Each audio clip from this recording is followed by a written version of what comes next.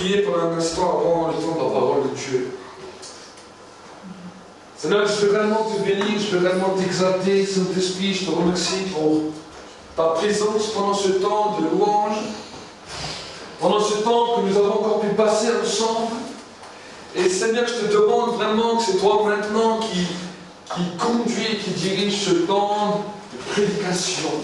Saint-Esprit, je te demande vraiment que ce soit toi, que ce soit vraiment avec ma bouche, que ce soit toi qui conduis vraiment toutes les paroles qui vont être dites pendant ce temps de prédication. C'est toi qui interpelle les cœurs, interpelle les consciences, interpelle les pensées.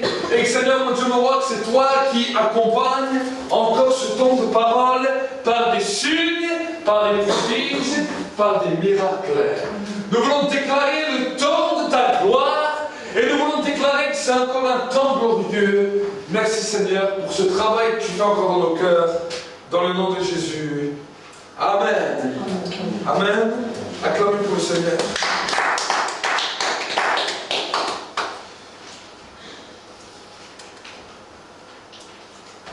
J'aimerais vous encourager à ouvrir votre Bible dans le livre de Luc. Luc 12. Et nous allons commencer par le verset 35. La Bible nous dit: mettez une ceinture à vos reins et que votre lampe soit allumée. Et vous, soyez semblables à des hommes qui attendent que leur maître revienne des noces, afin de lui ouvrir aussitôt qu'il arrivera et frappera. Heureux ces serviteurs que le maître à son arrivée trouvera veillant. En vérité, je vous le dis, il les ceindra, il les fera mettre à table et s'approchera pour les servir. Qu'ils arrivent à la deuxième ou à la troisième veille et les trouvent ainsi, heureux sont-ils. Sachez-le bien, si le maître de la maison savait à quelle heure le voleur doit venir, il veillerait et ne laisserait pas percer sa maison. Vous aussi, tenez-vous prêts, car le Fils de l'homme viendra à l'heure où vous n'y penserez pas. Pierre lui dit: Seigneur, est-ce pour nous que tu adresses cette parole ou à tous?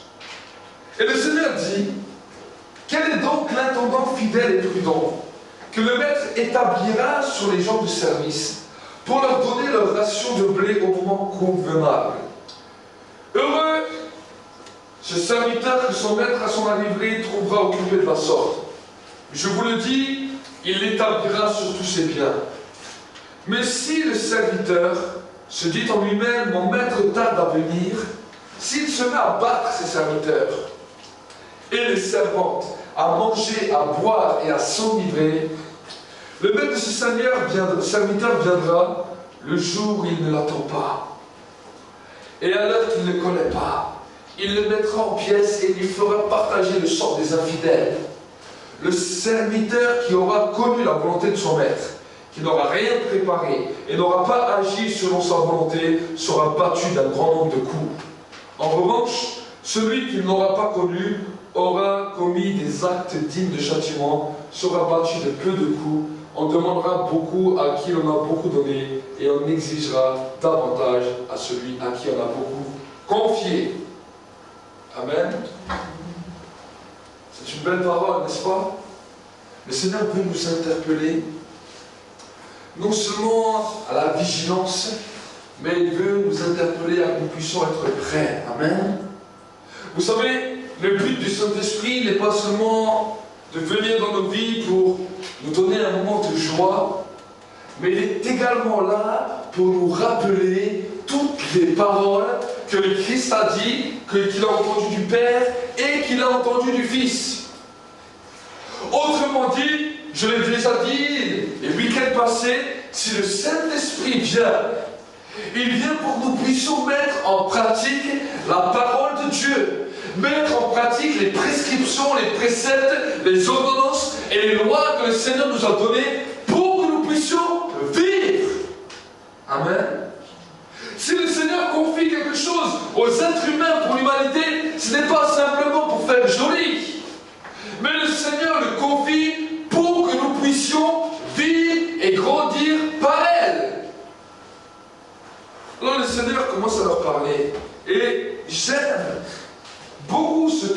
frère, moi, la Bible nous dit dans le verset 41, Pierre lui dit, Seigneur, est-ce à nous que tu adresses cette parabole ou à tous? Est-ce que le Seigneur lui a répondu? Vous savez ce que j'aimais beaucoup chez Jésus quand j'ai regardé Jésus vivre? C'est que certaines questions qu'on lui posait, il ne répondait pas. Pourquoi? Parce qu'il savait que certaines questions étaient des questions qui étaient posées pour le faire perdre du temps. Est-ce que vous savez? Si le Seigneur aurait commencé à débattre sur cette question, le Seigneur n'aurait pas pu aller jusqu'à l'endroit où il voulait aller. Il n'aurait pas pu expliquer les choses comme il aurait voulu l'expliquer. Et comme nous regardons dans la Bible, c'est chaque fois quand Jésus parle de quelque chose d'intéressant, on peut voir que quelqu'un vient essayer de l'interrompre pour essayer de le questionner sur ces choses, exprès pour lui faire perdre le but. Amen. Et nous voyons que dans sa grâce, le Seigneur Jésus n'a même pas répondu. Regardez ce qu'il a dit. La Bible nous dit, le Seigneur a continué. Dans le verset 42, il nous est dit, et le Seigneur dit, quel est l'intendant fidèle et prudent que le maître établira sur les gens de service pour leur donner leur ration de blé au moment convenable. Heureux son serviteur que son maître, à son arrivée, trouvera occupé de la sorte. Je vous le dis en vérité, il établira sur tous ses biens. Regardez ce qu'il nous est dit dans le verset 45. Mais si le serviteur se dit en lui-même, mon maître tarde à arriver, s'il se met à battre les serviteurs et les servantes, à manger, à boire et à s'enivrer, le maître de ce serviteur viendra le jour où on ne s'y attend pas, et à l'heure qu'il ne connaît pas, il mettra en pièces et lui fera partager le sort des infidèles. Amen. La Bible nous dit qu'il y a un sort pour tout homme qui n'est pas fidèle en Dieu. Ça peut peut-être nous choquer. Oui, mon frère, ma soeur, quand nous nous convertissons, nous n'adhérons pas à une garderie ou à un club, mais nous sommes devenus serviteurs, servants de Dieu. Le jour où nous avons dit oui au Seigneur, le jour où nous avons décidé de lui donner notre vie, ce jour-là, on a décidé de ne plus vivre pour nous-mêmes, de ne plus vivre pour nos passions, de ne plus vivre pour tout ce qui nous effrayait avant, mais de vivre pour Dieu. Amen. Et le Seigneur peut nous interpeller à ne pas prendre cet engagement à la légère. Oui, il nous donne la vie éternelle. Oui, il nous donne la paix, il nous donne la joie, il nous donne l'amour. Mais il nous le donne en vue du service. Amen. Le service pour Dieu est ce temps où nous sommes ses disciples, disciplinés, que ce soit dans la prière, disciplinés, que ce soit dans notre vie de louange, d'adoration, mais également disciplinés pour répandre le message de l'Évangile. Quand la Bible nous parle regardez ce que la Bible nous dit, quel est l'intendant fidèle et prudent que le maître établira sur ces gens de service pour leur donner une ration de blé au moment convenable. J'aimerais te dire, mon frère, ma soeur, que ce n'est pas parce que tu n'es pas derrière la chair en train de prêcher que tu n'as pas le droit de donner du blé là où tu es, autour de toi, chez tes amis, dans ta famille, chez les gens qui ne te connaissent pas. Amen. Chez les gens qui ne connaissent pas le Seigneur veut te donner une mission pour que tu puisses leur donner une ration de blé au moment convenable. Amen. Et quand nous commençons à entrer dans cette action et à rester fidèles, peu importe comment les choses tournent, le Seigneur te demande de rester fidèle, parce qu'il y a un moment où lui il va arriver, personne ne sait quand c'est. La Bible nous dit, personne ne sait quand le Fils de l'homme viendra sur la terre. Pour chercher l'Église, personne ne connaît ce jour, ni toi ni moi. Le Saint-Esprit qui habite en nous, oui, il le connaît. Mais il ne nous donnera pas cette information, parce que cette information est secrète et scellée au ciel. Amen.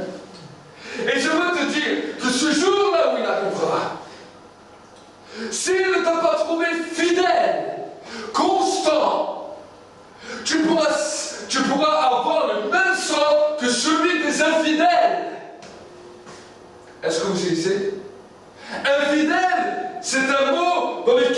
on parle d'infidélité.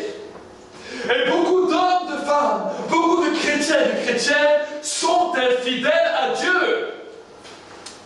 Et j'aimerais t'encourager, mon frère, ma soeur, à rester fidèle dans les voies du Seigneur. Amen. Comment nous pouvons être infidèles?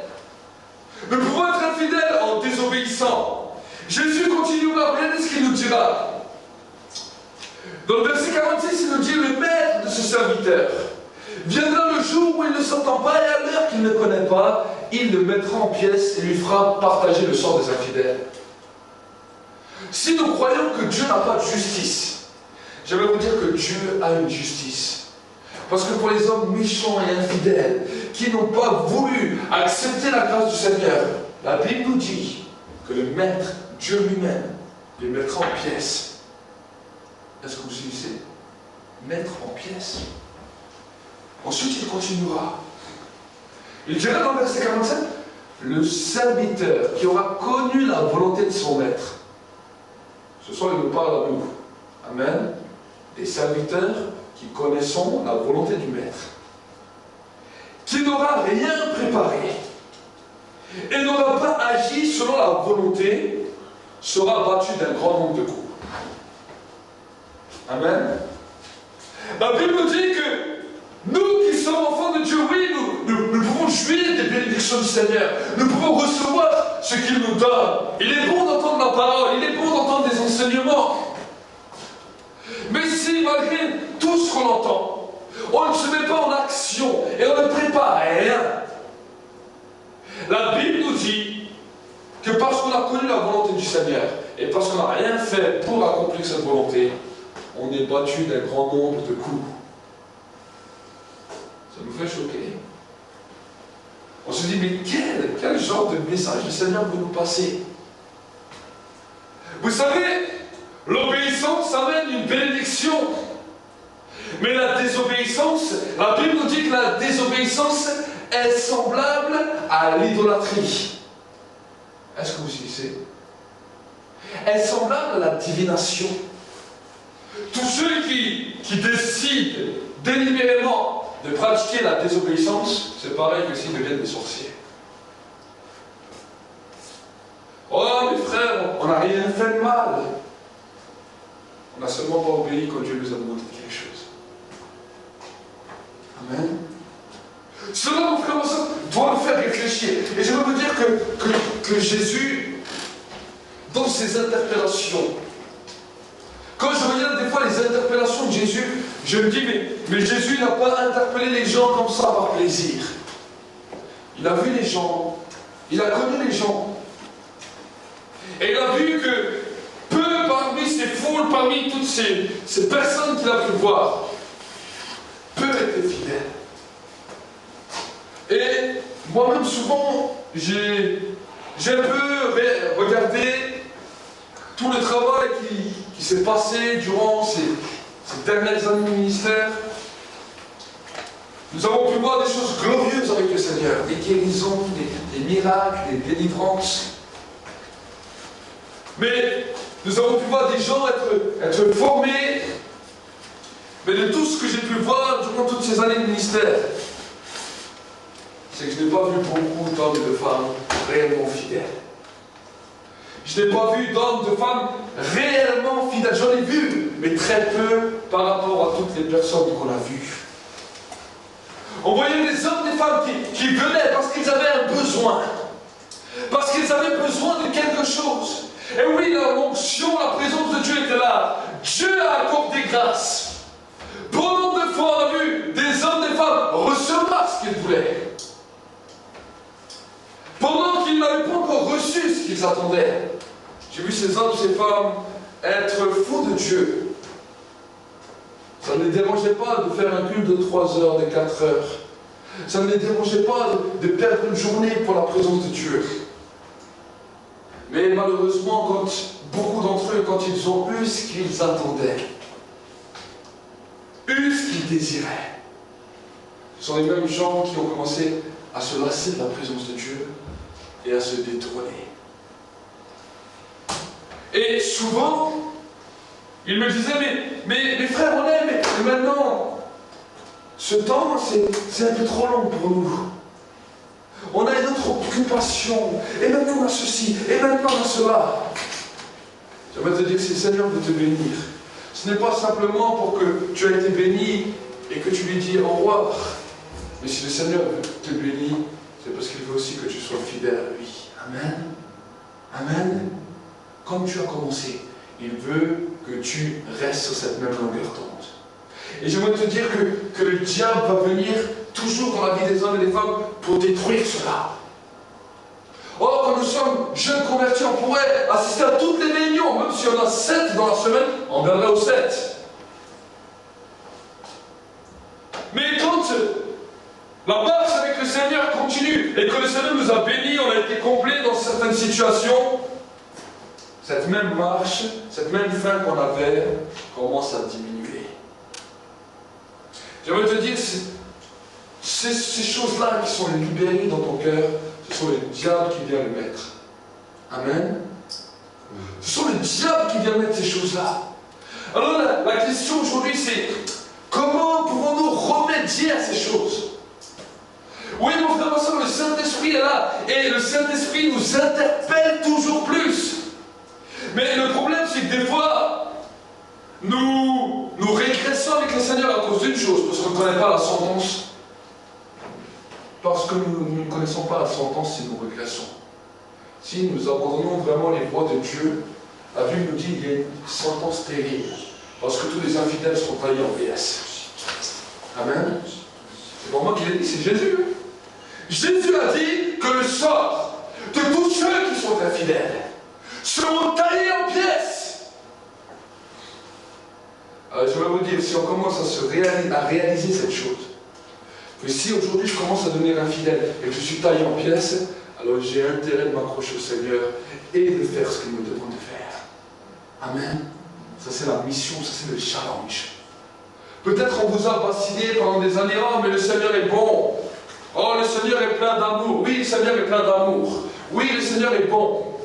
Mais à force d'entendre seulement ce genre de messages, ça a refroidi les croyants au point qu'ils ont cru que Dieu était un Dieu bon, qu'on pouvait faire ce qu'on voulait et que lui, il fait ce qu'il veut dans le ciel. Alors ce n'est pas ça la vérité. Amen. Dieu est bon, Dieu est plein d'amour. Qu'est-ce que c'est l'amour de Dieu? L'amour de Dieu a été la suivante. C'est qu'il a donné son Fils unique, afin que quiconque croit en lui ne périsse pas, mais qu'il ait la vie éternelle. Voilà ce que c'est l'amour de Dieu. Il a déjà tout donné pour l'homme. Il aime tous les hommes de la même manière. Mais son regard se pose sur ceux qui non seulement lui ont donné leur vie, mais qui lui obéissent. Amen. Dieu se pose non seulement sur ceux qui lui ont donné leur vie, mais sur ceux qui lui obéissent. Amen. Et j'aimerais te dire que Dieu te fera grandir. Et Dieu exaucera ta prière si tu commences à marcher droit avec lui. Amen. Souvent les gens m'ont dit, mais pourquoi quand toi tu pries ça marche, pourquoi quand moi je prie ça ne marche pas? Alors j'aimerais dire, Dieu n'est pas un Dieu de favoritisme. Si tu marches dans les voies de Dieu, si tu obéis à ce que Dieu dit, tu verras le même exaucement que moi je vois dans ma vie. Amen. Amen. Le problème de l'homme, c'est que l'homme ne veut pas obéir et il veut être béni en même temps. Mais j'aimerais te dire que l'obéissance amène la bénédiction complète. Et c'est ça qui est malheureux des fois à voir, c'est que tant d'hommes ont été déjà bénis, ont été bénis de Dieu, mais que tant d'hommes, tant de femmes ne sont pas réellement fidèles à Dieu. Qu'est-ce que c'est dramatique? Jésus a dit, il y a beaucoup d'appelés, mais il y a peu d'élus. Et il continuera, regardez ce qu'il dira. Le serviteur qui aura connu la volonté de son maître, qui n'aura rien préparé, et n'aura pas agi selon sa volonté, sera battu d'un grand nombre de coups. Donc avant on a vu les serviteurs qui a décidé de vivre sa vie comme il en a voulu. D'envoyer balader celui qui voulait balader, de boire comme il voulait, de s'enivrer, de s'autodétruire. Celui-là sera taillé en pièces avec les infidèles. Là, nous voyons le deuxième cas d'un serviteur qui a connu la volonté de Dieu, mais qui était un peu fainéant. Il a dit, ah, mais Seigneur, tu fais déjà tout. Je n'ai pas besoin de faire. La Bible nous dit, ce serviteur qui aura connu la volonté de Dieu, qui n'aura rien préparé, il sera battu de nombre de coups. Il y aura un fouet et on le fouettera. Qui c'est qui aime être fouetté? Si on sait que Dieu nous a demandé quelque chose et qu'on n'a pas mis en pratique, eh ben, il y aura une punition. Quand je dis quelque chose à mon fils, je l'aime, mais qu'il me dit je ne t'obéis pas, j'ai compris ce que tu m'as dit, mais je ne le fais pas. Je dis une fois, je dis deux fois, mais après il y a une bonne fessée. Est-ce que ça veut dire que je l'aime pas? Je suis obligé de vous donner des images comme ça vous comprenez. Imagine, tu as un fils ou tu as une fille devant toi. Tu lui dis, voilà mon enfant, tu dois faire ça. Et l'enfant il te regarde et dit, j'ai compris ce que je veux, mais je ne peux pas. Moi je vous dis la vérité, quand mon fils il fait ça une fois, deux fois, ça commence à bouillir à l'intérieur. Et des fois je pense, mais c'est qui le chef dans cette histoire? Et je veux vous dire que Dieu est pareil. Dieu est Dieu. Il y a quelque chose que nous devons nous rappeler. Dieu est notre Père, oui. Mais Dieu est Dieu et nous sommes seulement ses créatures. Quand Dieu dit quelque chose, c'est bien beau de dire oui, j'accepte tout ce que tu veux, Seigneur. Oui, prends tout, Seigneur. Nous pouvons le chanter, nous pouvons faire beaucoup de choses. Et quand le Seigneur nous dit quelque chose, il dit oui, oui. Ou non. Mon frère, ma soeur, souvenons que Dieu est Dieu.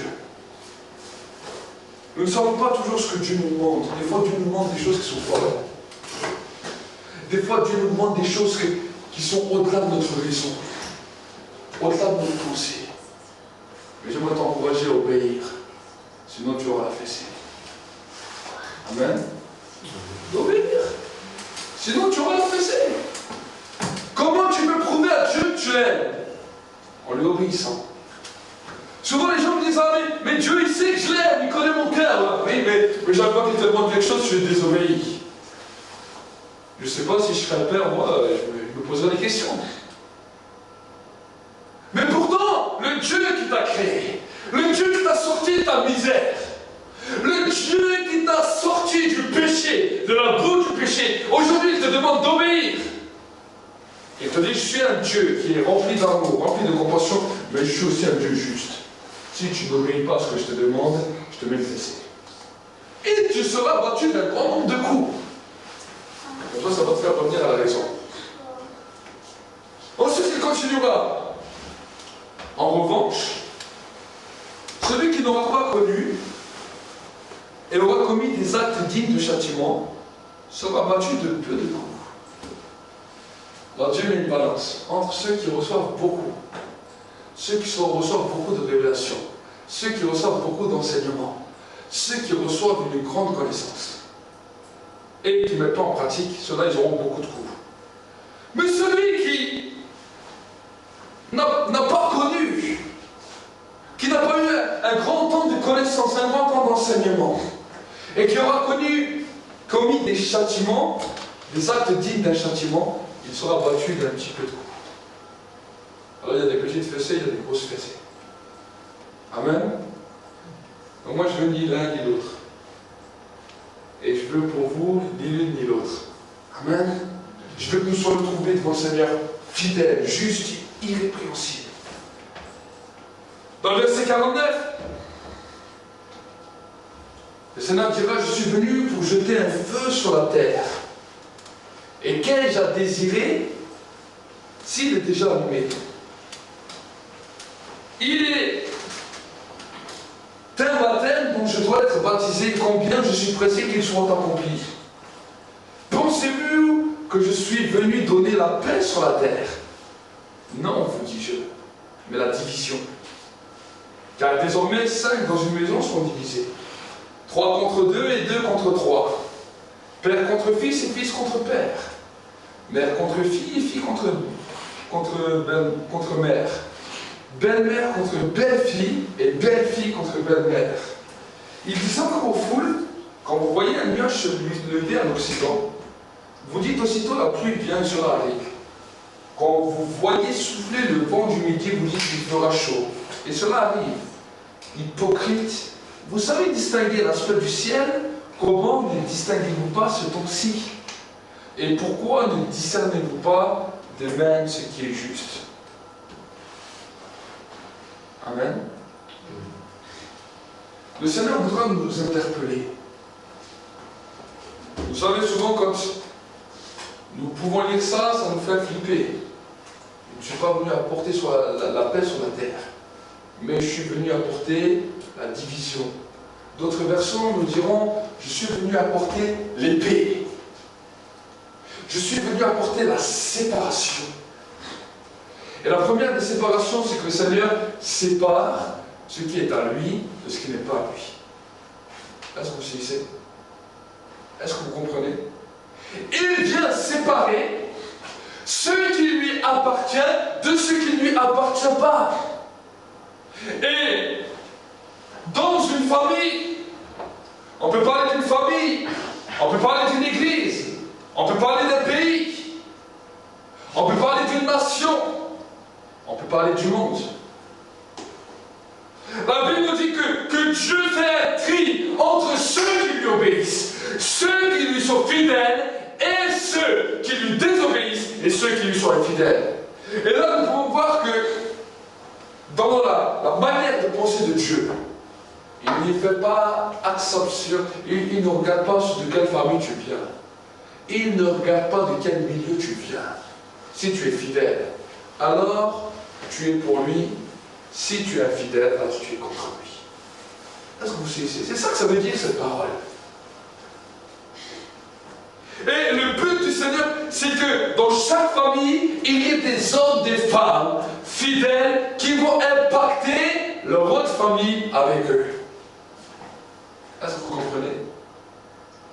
Que dans chaque nation, dans chaque pays, dans chaque peuple, Dieu veut trouver des hommes fidèles. Et à un moment où Dieu était découragé, quand nous regardons dans l'Ancien Testament, Dieu était découragé. Il a dit, je cherche, je sillonne les ciels, la terre, je cherche un homme, mais je n'en trouve pas. Il dirait, qui enverrai-je? Qui enverrai-je? Oui, Ésaïe a répondu. Ézéchiel a répondu. Moïse a répondu. Mais Dieu continue. Qui enverrai-je? Et alors que Dieu descend sur terre, sous forme humaine, incarnée dans Jésus, il regarde les hommes, il regarde les disciples qu'il forme, il regarde les foules. Et là, il arrive à cette même conclusion. Il ne voit pas d'hommes, de femmes fidèles. Et à un moment, il parlera à ses disciples et il leur dira, mais qui enverrai-je? La moisson est grande, mais il y a peu d'ouvriers. La moisson est grande,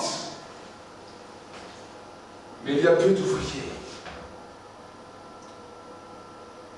Le Seigneur, regardez ce qu'il nous dira dans le verset 56. Hypocrite,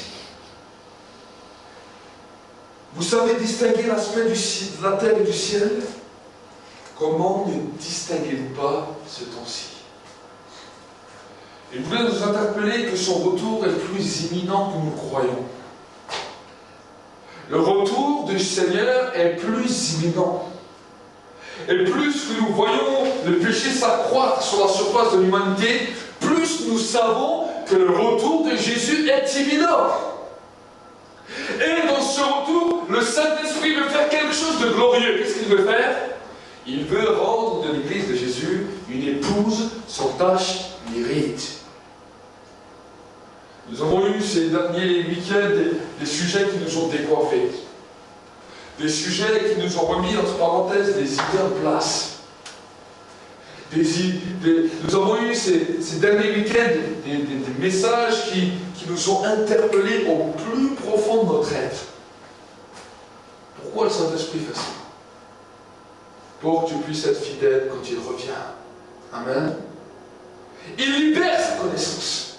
La Bible nous dit l'onction que nous avons reçue nous enseigne toutes choses. Quand nous lisons la parole, quand nous décidons de nous consacrer pour lui et pour sa parole, l'onction, la manifestation de la présence de Dieu que nous avons reçue par le Saint-Esprit commence à nous enseigner toutes les choses. Amen. Nous avons tous reçu l'onction. L'onction va avec la mission. Nous n'avons pas tous reçu la même mission.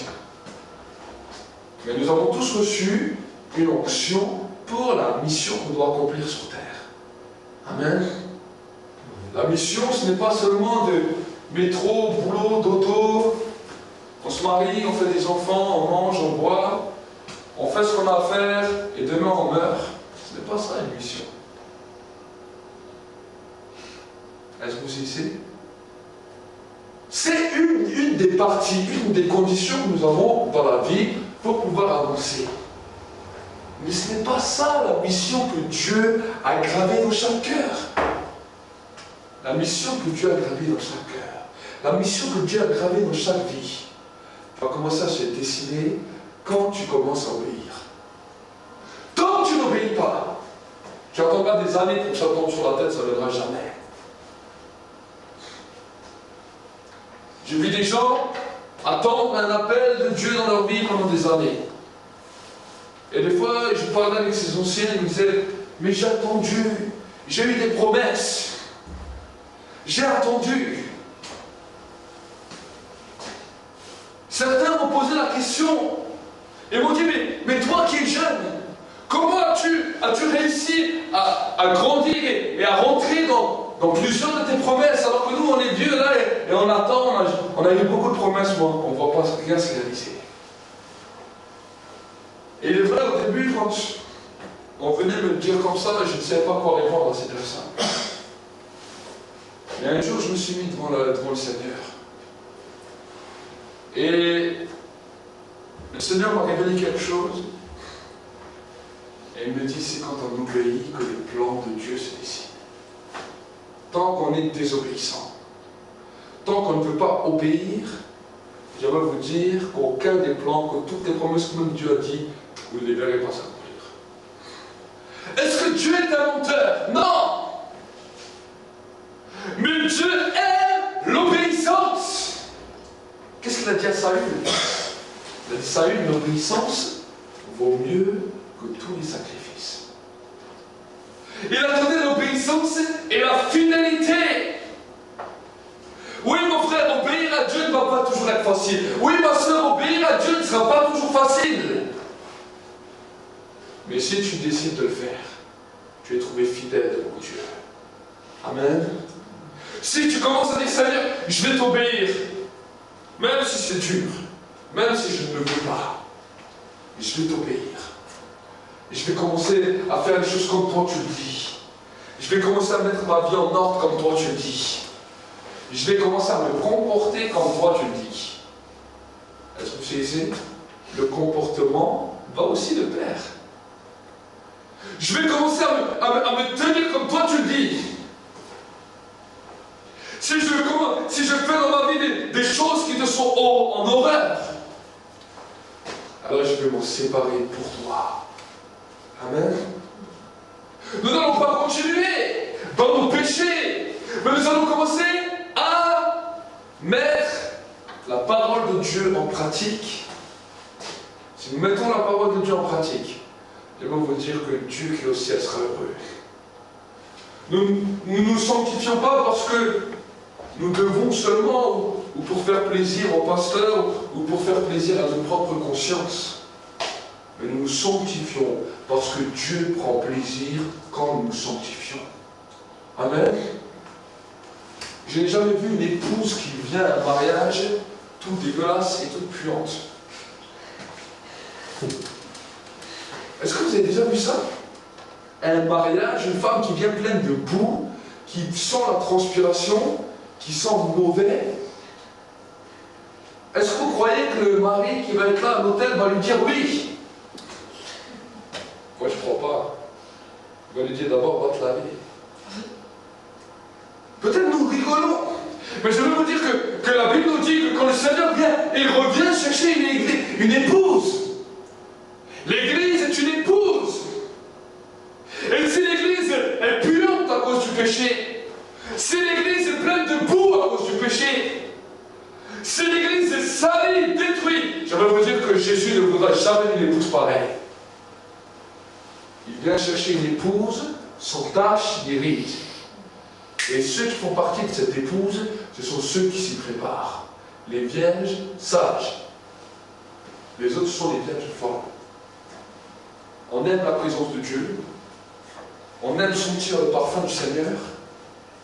On aime nous réjouir dans sa présence. Oh, ça nous fait pleurer. Oh, ça nous fait des frissons. Mais quand on sort de sa présence, on a les mêmes vies pourries qu'avant. Je ne crois pas moi à ça. Amen. Je l'ai dit souvent, je ne crois pas qu'une personne qui vient dans l'église, qui vient dans la maison de Dieu, qui passe un temps dans la présence de Dieu, qui ressort, qui est resté la même personne, cette personne a fait seulement du cinéma devant Dieu. Elle n'est pas rentrée réellement dans la présence de Dieu. Elle a senti la présence de Dieu. Ça l'a fait frémir, mais il n'y a eu aucune repentance dans son cœur. Quand on parle de réveil, on parle de réveiller les consciences, de réveiller le plus profond de notre âme, de réveiller toutes nos émotions, de réveiller toutes nos sphères, pour que nous puissions comprendre qui est Dieu. Un réel réveil se fait dans les cris devant le Seigneur. Ce sont des hommes et des femmes qui réalisent qu'ils sont pécheurs, qui réalisent qu'ils ont besoin de changer de vie. Et qui dit, Seigneur, maintenant, coûte que coûte, on va changer notre vie, on va changer notre mentalité, changer notre manière de vivre. Et c'est à cela que le Saint-Esprit, ce soir, veut t'interpeller. Combien de fois es-tu tombé dans les griffes du péché? Combien de fois es-tu tombé dans la désobéissance par le manque de connaissance? La Bible nous dit que le manque de connaissance nous tue.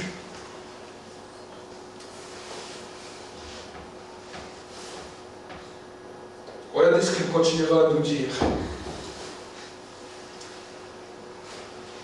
Et pourquoi, dans les versets 57, et pourquoi ne discernez-vous pas de vous-même ce qui est juste? Lorsque tu vas avec ton adversaire devant le magistrat, tâche en chemin de te détacher de lui, de peur qu'il ne te traîne devant le juge, que le juge ne te livre à l'agent, et que l'agent ne te mette en prison. Je te le dis, tu ne sortiras point que tu n'aies payé jusqu'à la dernière petite pièce. Amen. Regardez ce qu'il nous dira. Lorsque tu vas avec ton adversaire devant le magistrat, tâche en chemin de te détacher de lui. Qu'est-ce que cette parole veut nous dire? Alors, quand on lit ça, on dit, mais qu'est-ce que Jésus voulait nous dire? Quand tu vas avec ton adversaire, qui est l'adversaire de ton âme? C'est Satan. Il dit, quand tu vas avec ton adversaire devant le magistrat, autrement dit, devant le tribunal, devant le juge, qui est Dieu. Regardez ce que le Seigneur te dit. Tâche en chemin de te détacher de lui. De peur qu'il ne te traîne devant le juge, que le juge ne te livre à l'agent et que l'agent ne te mette en prison.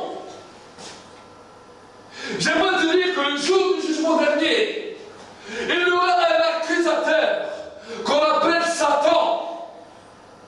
Même si toi, pendant ce temps sur cette terre, tu étais lié à lui. Mon frère, ma soeur, alors la sentence du jugement tombera et ça ne sera plus paradis. C'est pour ça que le Seigneur Jésus a voulu nous interpeller en nous disant, détache-toi de lui. Comment nous détacher de Satan? Comment nous détacher de l'adversaire de nos âmes? En nous séparant du péché, parce que le péché nous lie au diable. Est-ce que vous saisissez? Le péché nous lie au diable. Et à cause du péché, il a le droit de nous accuser. À cause du péché, il a le droit de nous détruire. C'est quand nous commençons à nous détacher du péché, à refuser le péché, à marcher droit, que le diable n'a plus aucun droit sur nous, et alors il ne peut rien faire. Amen. Mais cela, il faut l'entendre, pour que nous puissions le comprendre, pour que nous puissions nous détourner du péché. Souvent, j'ai entendu mes frères, tu sais, ce péché, c'est tellement dur de l'arrêter.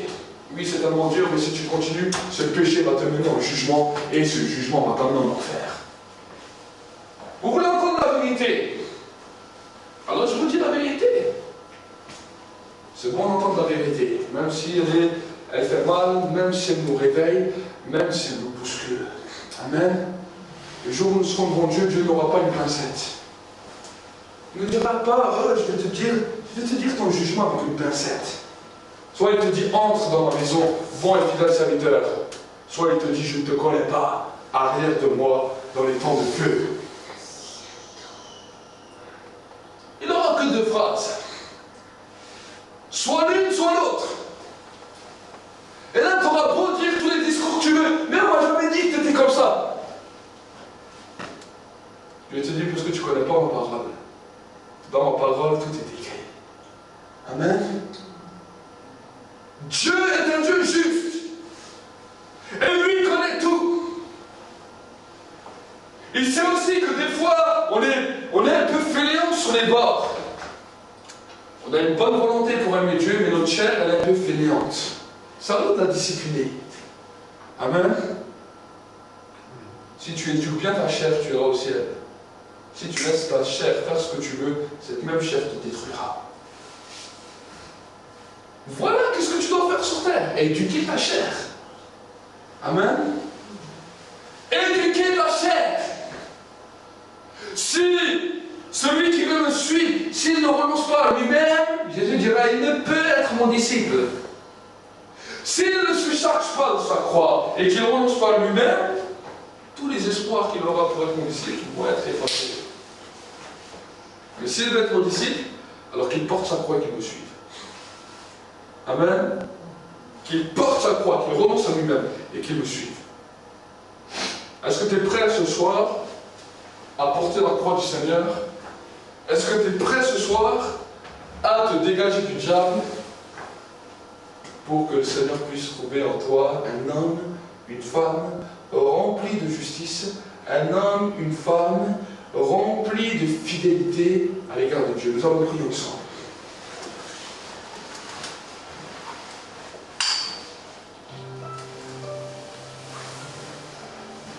Pour un instant, alors que nous sommes ici dans l'église, il y a des gens qui sont derrière leur ordinateur. J'aimerais dire ceux et celles qui n'ont jamais connu le Seigneur et qui aujourd'hui ont dit, mais moi je veux être un serviteur. Je veux être un homme, une femme qui va être fidèle à ce Dieu et qui va marcher jusqu'au bout avec lui.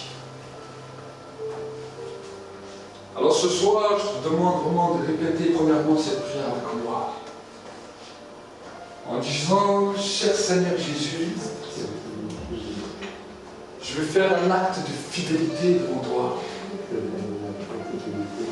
Je vais te donner ma vie complète ce soir. Je crois que tu es mort pour moi. Et que tu es ressuscité pour moi. Je crois que tu as donné ta vie sur la croix pour moi.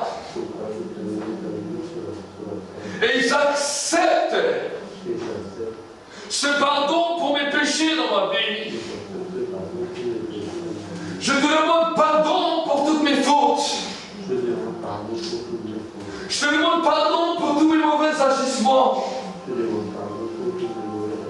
Je te demande pardon pour toute mon infidélité. Et ce soir, je viens devant le trône de ta grâce. Je te remercie parce que mon nom est inscrit dans le livre de vie. Et je veux ton esprit pour me conduire dans cette vérité. Dans le nom de Jésus-Christ.